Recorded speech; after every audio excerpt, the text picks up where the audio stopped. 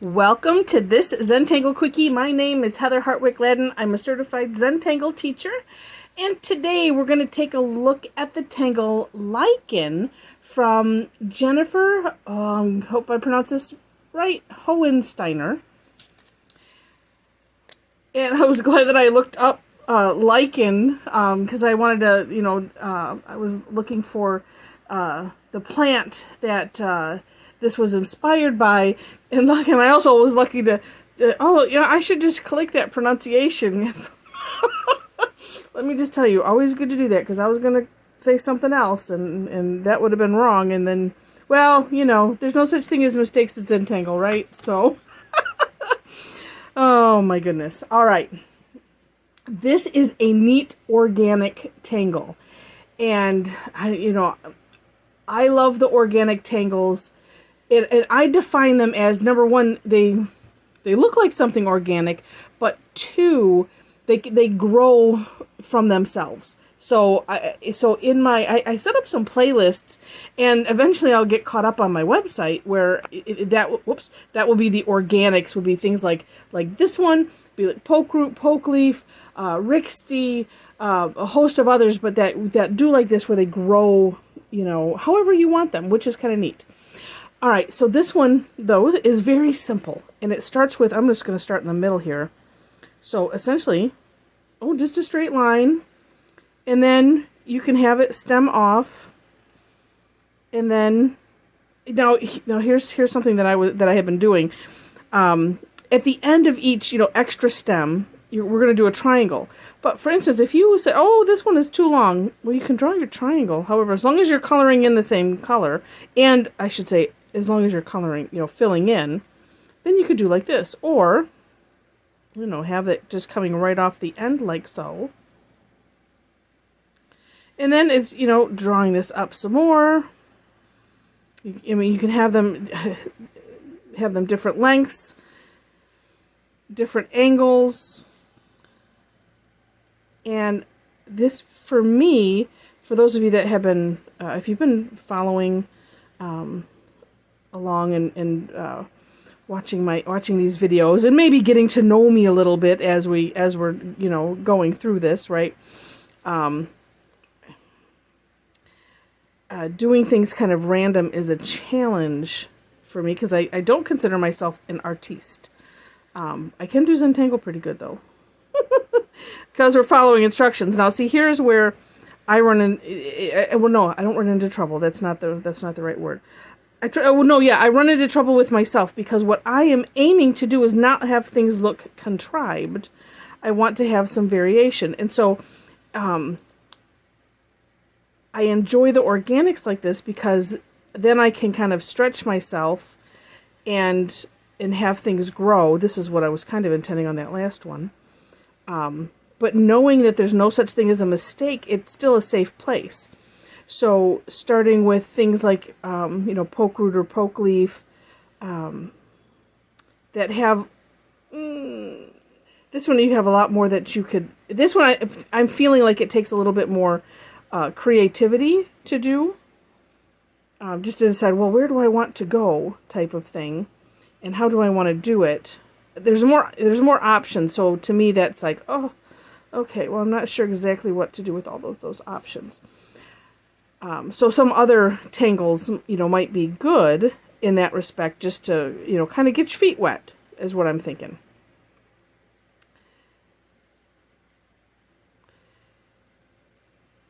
And then we then grow with it. Now, this is made of just, straight lines. I have to look back at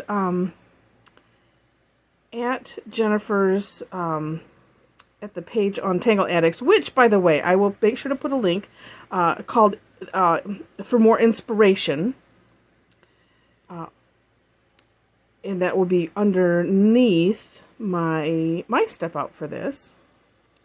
And I need to go back. It seemed like even her examples, they were all straight lines. It seemed like, and I'm wondering. I mean, you could do it with some curved lines, but that might make it more of something else. I don't know. It seems you can come back like this if you want to, because it's like I want it to look a little bit different, and there's no reason why Actually, probably could even do a little one right here. Yeah, there's no reason to limit ourselves. Well, like this, sometimes my straight lines are a little curvy. But we'll have to go and see. And, we all end up putting our own spin on some of these. So, that could be something that you would want to do. And then you could, like, end it off however you want. And then it could, end up coming back down this way. Things like that. Then, too, you, of course, can have it, say, have a new one. And have it kind of grow out the sides. But what's nice about, just kind of doing this far, and then it's, okay, well, I'm going to go like this. And then maybe I'm just going to put one.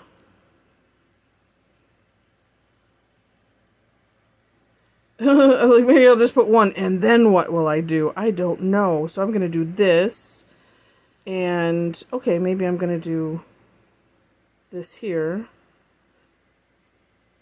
I don't know. So anyway, so if you feel like you are creatively challenged, as I feel like I am, what I call it spontaneous creativity, yeah, that's where I'm challenged with having that.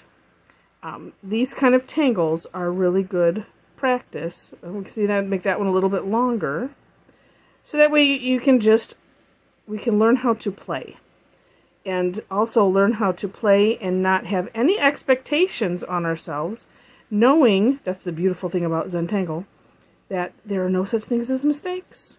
And so everything is just as it's supposed to be that we do. And if we end up not liking it, then we can, do something, find something else that will make us happy with whatever it is. Okay. So you get the idea. And it's just, isn't it adorable? Now, there were some variations that she had put on hers, so you could do, here, I'll do it with this one. One was just simply putting a little dot. That makes them look like little martini glasses with the olive just being dropped in.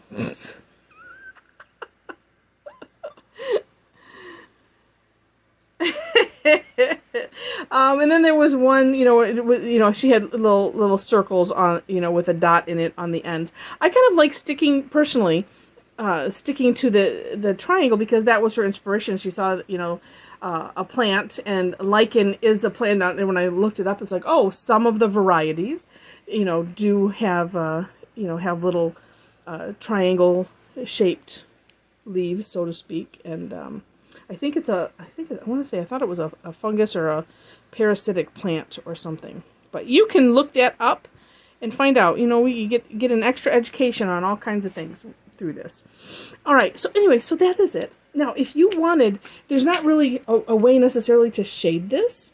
However, well, of course there is. And so one thing, if you want to do, and why don't I do this with the larger one, is you could, decide which way you want to go. So I'm going to do it this way, and I'm going to, with the pencil, I'm going to try to be really soft, and kind of mimic, but what I've already drawn here, but, well, I'm trying to do it just down a little bit, so I'll do down and to the right a bit. And so, copying what I've done, and this too doesn't have to be perfect. So, I'm trying to offset it. And it's one of those, I've done this, I think the first time that I had played with this was with the Tangle Wanderline from Thomas Padro. And let's see, so if I'm doing this, if it's on this side, then it's going to be, and I'm doing a little lower, so then over here, this is going to go here. So we're essentially drawing a shadow, and as normally we don't worry about light source and all of that when we're doing shading. Although for this, you kind of have to worry about it a little bit, but kind of, sort of. This is just, okay, I'm going to draw, like I said, I'm drawing to the right and a little bit down, and so it's just kind of copying what you've already done, sort of, and it definitely doesn't have to be perfect. And you can see already how that's just, it's kind of like it's casting its own shadow.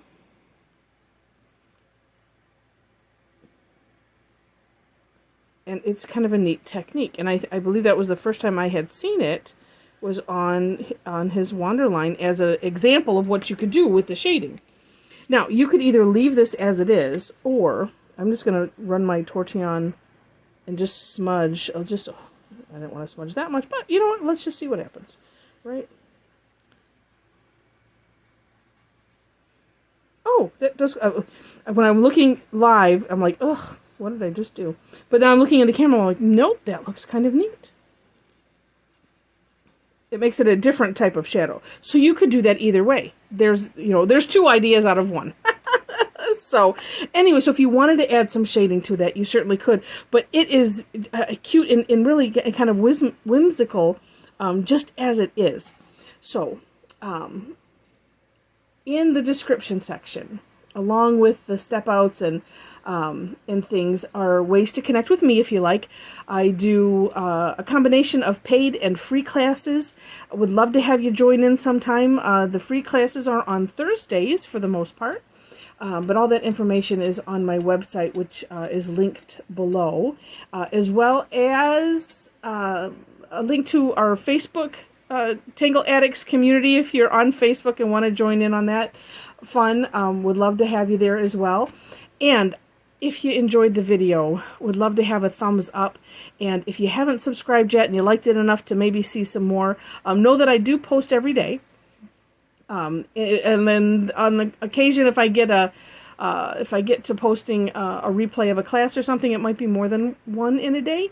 So if you do subscribe, make sure that you click the notification bell next to the button there, so that way you tell YouTube how you want to be notified, if you want to be notified at all. And I've said it on some of my other videos. Personally, I don't like pop-ups on my phone for some things, and that's one of the things that I don't. So I just say none, thank you, and then I don't get any notifications. But when I go to YouTube, it does show up. You look at your subscriptions, and then there's usually like a little, blue or red ball or something that designates who's got new stuff, and usually it rises up to the top of the list as well. So anyway, just a little YouTube strategy, so that way you have peace on your devices. So anyway, I thank you so much for watching, and again, I hope you enjoyed it and you have fun with this tangle, and I wish you happy tangling.